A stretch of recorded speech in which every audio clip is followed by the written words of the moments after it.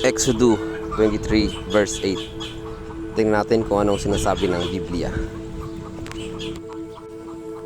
Ang sabi po dito, huwag kayong tatanggap ng suhol. Binubulag nito ang mga tao para di nila makita ang katotohanan at binabaluktot nito ang pinaglalaban ng mga taong matuwid. Ang talatang ito ay utos ng Diyos laban sa panunuhol at katiwalian. Kapag ang isang tao ay tumanggap ng suhol o pera kapalit ng pabor, nawawala ang kanyang pagiging patas at tama sa paghatol. Ganito ang nangyayari sa atin ngayon, sa ating pamahalaan o kahit saan. Yang panunuhol talaga ay nakakabulag yan.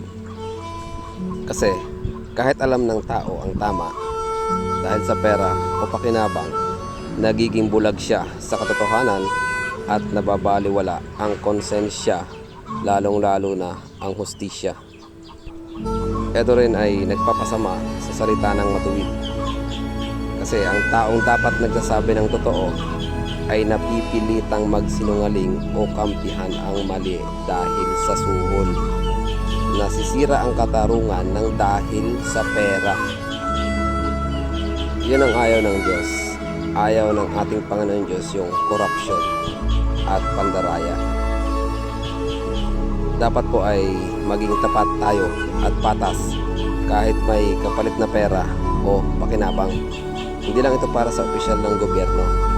Siyempre, applicable din ito sa trabaho natin ngayon, sa negosyo, sa paaralan, at sa araw-araw nating pamumuhay. So, mas maganda po na sundin natin ang kautusan ng ating Panginoon Diyos. Huwag tayong magpadala sa silaw ng pera o sa suhol kasi po ito ay masama.